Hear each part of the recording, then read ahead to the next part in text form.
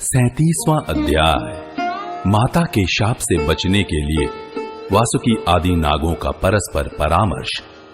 उग्र श्रवाजी कहते हैं, शौनक, माता कद्रु से नागों के लिए वह शाप प्राप्त हुआ सुनकर नागराज वासुकी को बड़ी चिंता हुई।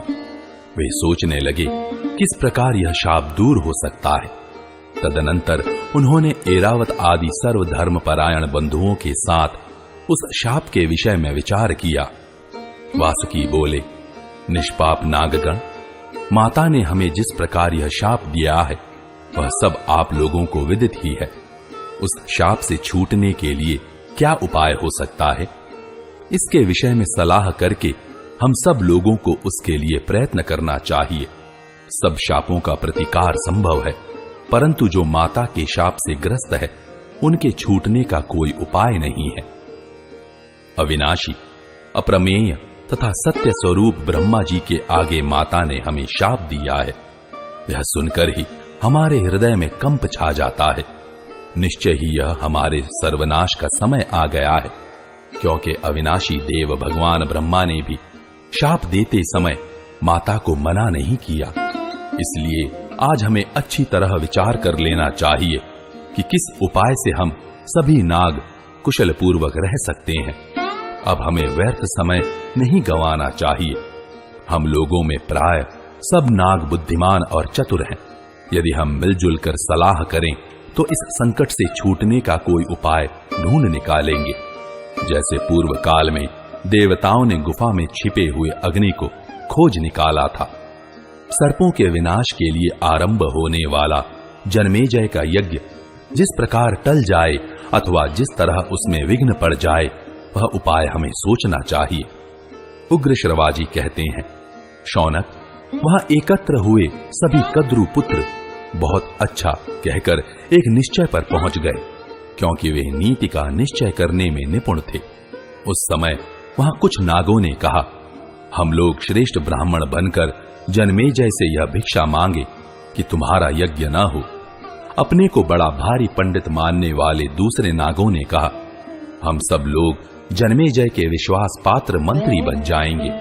फिर वे सभी कार्यों में अभीष्ट प्रयोजन का निश्चय करने के लिए हमसे सलाह पूछेंगे।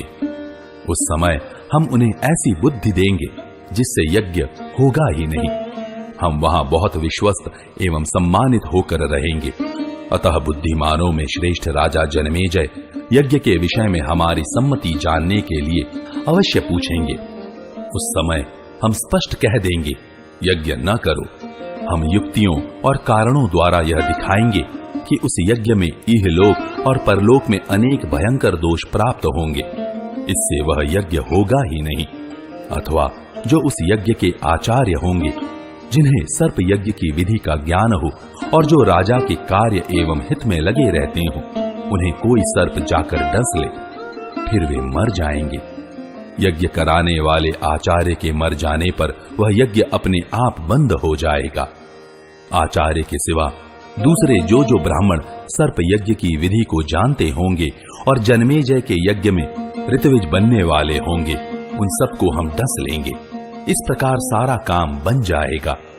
यह सुनकर दूसरे धर्मात्मा और दयालु नागों ने कहा, ऐसा सोचना तुम्हारी मूर्खता है। ब्रह्म हत्या कभी शुभ कारक नहीं हो सकती। आपत्ति काल में शांति के लिए वही उपाय उत्तम माना गया है जो भलीभांति श्रेष्ठ धर्म के अनुकूल किया गया हो। संकट से बचने के लिए उत्तरोत्तर अधर्म करने की प्रवृत्ति तो संपूर्ण जगत का नाश कर डालेगी। इस पर दूसरे नाग बोल उठे, जिस समय सर्प यज्ञ के लिए अग्नि प्रज्वलित होगी, उस समय हम बिजलियों सहित मेघ बनकर पानी की वर्षा द्वारा उसे बुझा देंगे।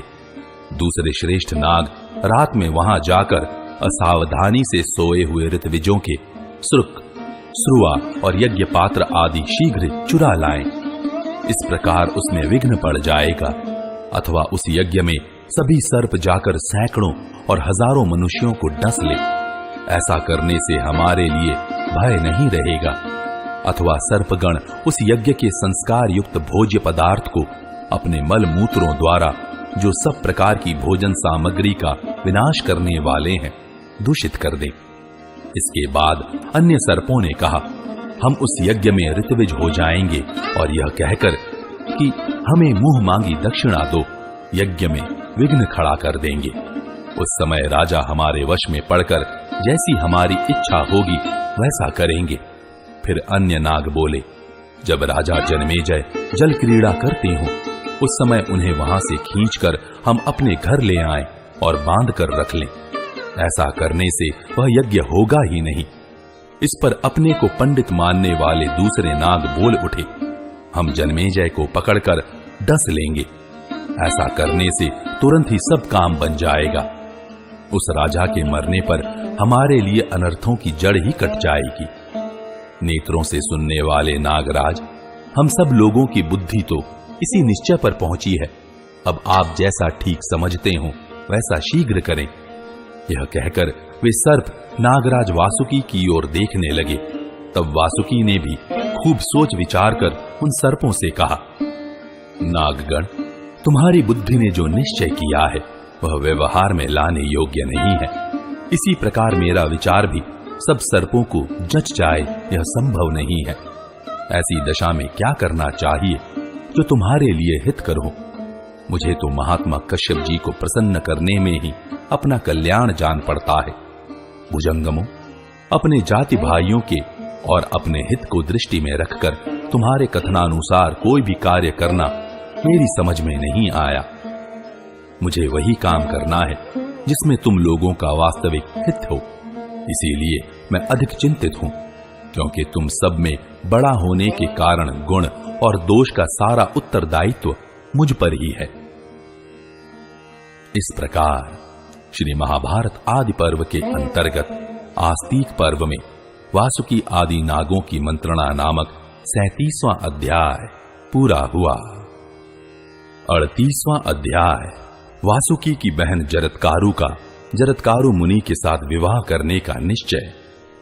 उग्र श्रवाजी कहते हैं, शौनक जी, समस्त सर्पों की भिन्न भिन्न राय सुनकर और अंत में वासुकी के वचनों का श्रवण कर एलापत्र नामक नाग ने इस प्रकार कहा, भाइयों, यह संभव नहीं कि वह यज्ञ न हो तथा पांडव वंशी राजा जन्मेजय भी, जिससे हमें महान भय प्राप्त हुआ है, ऐसा नहीं है कि हम उसका कुछ बिगाड़ सकें।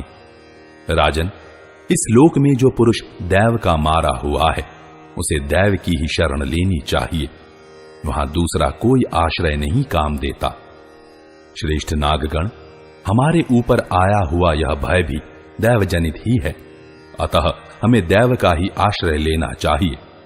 उत्तम सर्पगण, इस विषय में आप लोग मेरी बात सुने। जब माता ने सर्पों को यह शाप दिया था उस समय भय के मारे मैं माता की गोद में चढ़ गया था।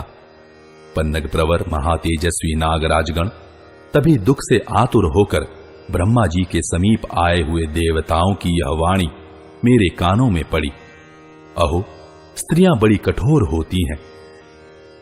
देवता बोले, पितामह देवदेव, तीखे स्वभाव वाली इस क्रूर कद्रू को छोड़कर दूसरी कौन स्त्री होगी जो प्रिय पुत्रों को पाकर उन्हें इस प्रकार शाप दे सके, और वह भी आपके सामने। पितामह, आपने भी तथास्तु कहकर कद्रू की बात का अनुमोदन ही किया है, उसे शाप देने से रोका नहीं है। इसका क्या कारण है, हम यह जानना चाहते हैं। ब्रह्मा जी ने कहा, इन दिनों भयानक रूप और प्रचंड विष वाले क्रूर सर्प बहुत हो गए हैं। मैंने प्रजाजनों के हित की इच्छा से ही उस समय कद्रू को मना नहीं किया। जन्मेजय के सर्प यज्ञ में उन्हीं सर्पों का विनाश होगा जो प्राय लोगों को डसते रहते हैं, क्षुद्र स्वभाव के हैं और पापाचारी तथा प्रचंड विष वाले हैं, किंतु जो धर्मात्मा है उनका नाश नहीं होगा। वह समय आने पर सर्पों का उस महान भय से जिस निमित्त से छुटकारा होगा उसे बतलाता हूं, तुम सब लोग सुनो। यायावर कुल में जरत्कारु नाम से विख्यात एक बुद्धिमान महर्षि होंगे। वे तपस्या में तत्पर रहकर अपने मन और इंद्रियों को संयम में रखेंगे। उन्हीं के आस्तीक नाम का एक महातपस्वी पुत्र उत्पन्न होगा जो उस यज्ञ को बंद करा देगा। अतः जो सर्प धार्मिक होंगे वे उसमें जलने से बच जाएंगे। देवताओं ने पूछा, ब्राह्मण, वे मुनि शिरोमणि महातपस्वी शक्तिशाली जरत्कारु किसके गर्भ से अपने उस महात्मा पुत्र को उत्पन्न करेंगे? ब्रह्मा जी ने कहा, वे शक्तिशाली द्विज श्रेष्ठ जिस जरत्कारु नाम से प्रसिद्ध होंगे, उसी नाम वाली कन्या को पत्नी रूप में प्राप्त करके उसके गर्भ से एक शक्ति संपन्न पुत्र उत्पन्न करेंगे। सर्पराज वासुकी की बहन का नाम जरत्कारु है। उसी के गर्भ से वह पुत्र उत्पन्न होगा जो नागों को शाप से छुड़ाएगा। एलापत्र कहते हैं, यह सुनकर देवता ब्रह्मा जी से कहने लगे, एवमस्तु। देवताओं से ये सब बातें बताकर ब्रह्मा जी ब्रह्मलोक में चले गए। अतः नागराज वासुके, मैं तो ऐसा समझता हूं कि आप नागों का भय दूर करने के लिए कन्या की भिक्षा मांगने वाले, उत्तम व्रत का पालन करने वाले महर्षि जरत्कारु को अपनी जरत्कारु नाम वाली यह बहन ही भिक्षा रूप में अर्पित कर दें। उस शाप से छूटने का यही उपाय मैंने सुना है। इस प्रकार श्री महाभारत आदि पर्व के अंतर्गत आस्तिक पर्व में एलापत्र वाक्य संबंधी 38वां अध्याय पूरा हुआ। 39वां अध्याय ब्रह्मा जी की आज्ञा से वासुकी का जरत्कारु मुनि के साथ अपनी बहन को ब्याहने के लिए प्रयत्नशील होना। उग्रश्रवाजी कहते हैं, द्विज श्रेष्ठ, एलापत्र की बात सुनकर नागों का चित्त प्रसन्न हो गया। वे सब के सब एक साथ बोल उठे, ठीक है, ठीक है। वासुकी को भी इस बात से बड़ी प्रसन्नता हुई। वे उसी दिन से अपनी बहन जरत्कारु का बड़े चाव से पालन पोषण करने लगे। तदनंतर थोड़ा ही समय व्यतीत होने पर संपूर्ण देवताओं तथा असुरों ने समुद्र का मंथन किया। उसमें बलवानों में श्रेष्ठ वासुकी नाग मद्राचल रूप मथानी में लपेटने के लिए रस्सी बने हुए थे। समुद्र मंथन का कार्य पूरा करके देवता वासुकी नाग के साथ पितामह ब्रह्मा जी के पास गए और उनसे बोले, भगवान, ये वासुकी माता के शाप से भयभीत हो बहुत संतप्त होते रहते हैं।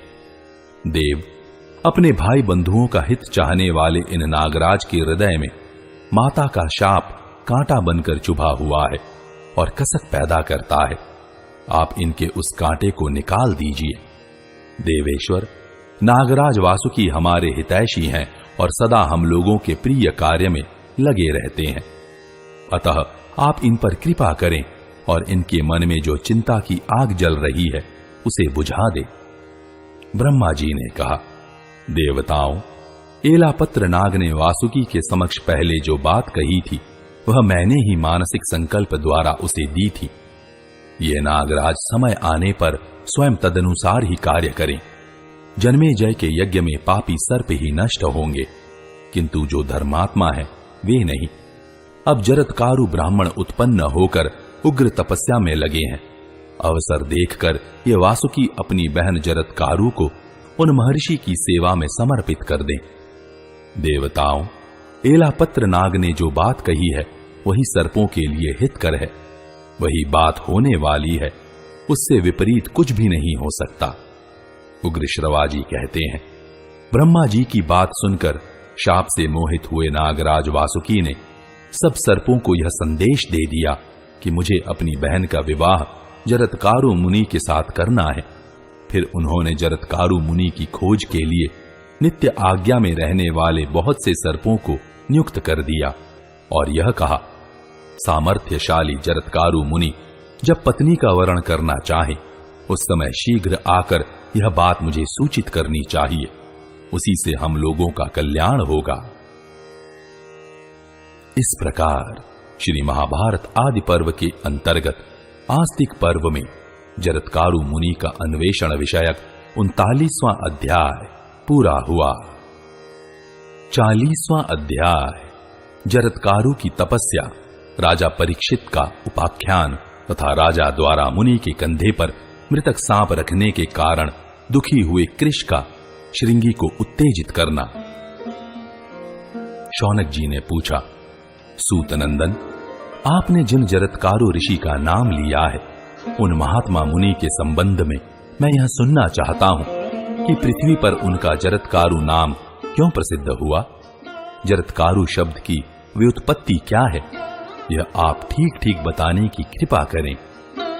उग्रश्रवाजी ने कहा, शौनक जी, जरा कहते हैं क्षय को और कारु शब्द दारुण का वाचक है।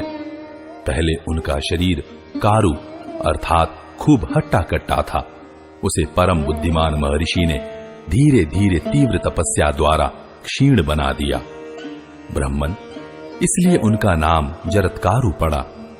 वासुकी की बहन के भी जरत्कारु नाम पड़ने का यही कारण था। उग्रश्रवाजी के ऐसा कहने पर धर्मात्मा शौनक उस समय खिलखिलाकर हंस पड़े और फिर उग्रश्रवाजी को संबोधित करके बोले, तुम्हारी बात उचित है। शौनक जी बोले, सूत पुत्र, आपने पहले जो जरत्कारु नाम की व्युत्पत्ति बताई है वह सब मैंने सुन ली। अब मैं यह जानना चाहता हूं कि आस्तिक मुनि का जन्म किस प्रकार हुआ। शौनक जी का यह वचन सुनकर उग्रश्रवाजी ने पुराण शास्त्र के अनुसार आस्तिक के जन्म का वृत्तांत बताया। उग्रश्रवाजी बोले, नागराज वासुकी ने एकाग्र चित्त हो खूब सोच समझकर सब सर्पों को यह संदेश दे दिया, मुझे अपनी बहन का विवाह जरत्कारु मुनि के साथ करना है। तदनंतर दीर्घकाल बीत जाने पर भी कठोर व्रत का पालन करने वाले परम बुद्धिमान जरत्कारु मुनि केवल तप में ही लगे रहे। उन्होंने स्त्री संग्रह की इच्छा नहीं की। वे ऊर्ध्वरेता ब्रह्मचारी थे, तपस्या में संलग्न रहते थे, नित्य नियम पूर्वक वेदों का स्वाध्याय करते थे। उन्हें कहीं से कोई भय नहीं था। वे मन और इंद्रियों को सदा काबू में रखते थे। महात्मा जरत्कारु सारी पृथ्वी पर घूम आए, किंतु उन्होंने मन से कभी स्त्री की अभिलाषा नहीं की। ब्राह्मण, तदनंतर किसी दूसरे समय में इस पृथ्वी पर कौरव वंशी राजा परीक्षित राज्य करने लगे। युद्ध में समस्त धनुर्धारियों में श्रेष्ठ उनके प्रपितामह महाबाहु पांडु जिस प्रकार पूर्व काल में शिकार खेलने के शौकीन हुए थे, उसी प्रकार राजा परीक्षित भी थे। महाराज परीक्षित वराह, तरक्षु, महिष तथा दूसरे दूसरे नाना प्रकार के वन के हिंसक पशुओं का शिकार खेलते हुए वन में घूमते रहते थे। एक दिन उन्होंने गहन वन में धनुष लेकर झुकी हुई गांठ वाले बाण से एक हिंसक पशु को बींध डाला और भागने पर बहुत दूर तक उसका पीछा किया। जैसे भगवान रुद्र आकाश में मृगशिरा नक्षत्र को बींधकर उसे खोजने के लिए धनुष हाथ में लिए इधर उधर घूमते फिरे, उसी प्रकार परीक्षित भी घूम रहे थे। उनके द्वारा घायल किया हुआ मृग कभी वन में जीवित बचकर नहीं जाता था, परंतु आज जो महाराज परीक्षित का घायल किया हुआ मृग तत्काल अदृश्य हो गया था, वह वास्तव में उनके स्वर्गवास का मूर्तिमान कारण था। उस मृग के साथ राजा परीक्षित बहुत दूर तक खींचे चले गए। उन्हें बड़ी थकावट आ गई। वे प्यास से व्याकुल हो उठे और इसी दशा में वन में शमीक मुनि के पास आए। वे मुनि गौओं के रहने के स्थान में आसन पर बैठे थे और गौओं का दूध पीते समय बछड़ों के मुख से जो बहुत सा फेन निकलता है, उसी को खा पीकर तपस्या करते थे। राजा परीक्षित ने कठोर व्रत का पालन करने वाले उन महर्षि के पास बड़े वेग से आकर पूछा। पूछते समय वे भूख और थकावट से बहुत आतुर हो रहे थे और धनुष को उन्होंने ऊपर उठा रखा था। वे बोले, ब्राह्मण, मैं अभिमन्यु का पुत्र राजा परीक्षित हूं। मेरे बाणों से विद्ध होकर एक मृग कहीं भाग निकला है, क्या आपने उसे देखा है? मुनि मौन व्रत का पालन कर रहे थे, अतः उन्होंने राजा को कुछ भी उत्तर नहीं दिया। तब राजा ने कुपित हो धनुष की नोक से एक मरे हुए सांप को उठाकर उनके कंधे पर रख दिया, तो भी मुनि ने उनकी उपेक्षा कर दी। उन्होंने राजा से भला या बुरा कुछ भी नहीं कहा। उन्हें इस अवस्था में देख राजा परीक्षित ने क्रोध त्याग दिया और मन ही मन व्यथित हो पश्चाताप करते हुए वे अपनी राजधानी को चले गए। वे महर्षि ज्यों के त्यों बैठे रहे। राजाओं में श्रेष्ठ भूपाल परीक्षित अपने धर्म के पालन में तत्पर रहते थे, अतः उस समय उनके द्वारा तिरस्कृत होने पर भी क्षमाशील महामुनि ने उन्हें अपमानित नहीं किया। भरतवंश शिरोमणि नृप श्रेष्ठ परीक्षित उन धर्मपरायण मुनि को यथार्थ रूप में नहीं जानते थे, इसीलिए उन्होंने महर्षि का अपमान किया। मुनि के श्रृंगी नामक एक पुत्र था, जिसकी अभी तरुणावस्था थी। वह महान तपस्वी, दुस्सह तेज से संपन्न और महान व्रतधारी था। उसमें क्रोध की मात्रा बहुत अधिक थी, अतः उसे प्रसन्न करना अत्यंत कठिन था। वह समय समय पर मन और इंद्रियों को संयम में रखकर संपूर्ण प्राणियों के हित में तत्पर रहने वाले उत्तम आसन पर विराजमान आचार्य देव की सेवा में उपस्थित हुआ करता था। श्रृंगी उस दिन आचार्य की आज्ञा लेकर घर को लौट रहा था।